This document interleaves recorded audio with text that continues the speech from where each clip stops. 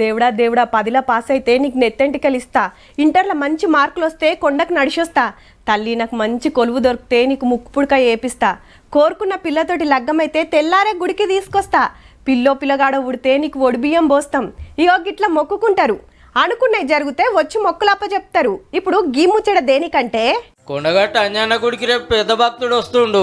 అవు పవన్ కళ్యాణ్ సారే తిరుపతి గుడికెళ్ళో 35 కోట్ల రూపాయలు పంపుతురు కదా సౌలతులు పెంచుమని. గా పనులు చాలు చేస్తానికి అన్నట్టు 100 ధర్మశాల 2000 మంది ఒక్కపారే దీక్ష విరమణ చేసే మండపం కట్టే పని సురువు చేస్తాడట ఆంధ్ర చిన్న సీఎం సారు.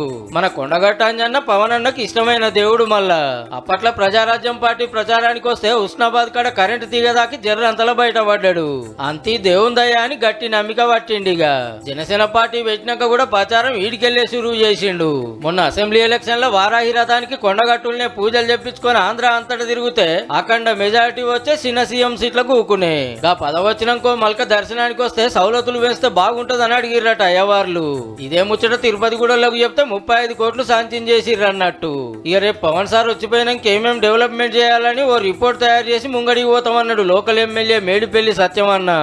ఈ కార్యక్రమం తర్వాత ఒక మాస్టర్ ప్లాన్ కోసం, కొండగట్టు అభివృద్ధి కోసం ఒక పక్కా మాస్టర్ ప్లాన్ తోటి ముఖ్యమంత్రి గారికి నివేదిస్తాం. రేపటి ముచ్చట రేపు చెప్పుకుందాం. ఇయాల్టికైతే గింతే.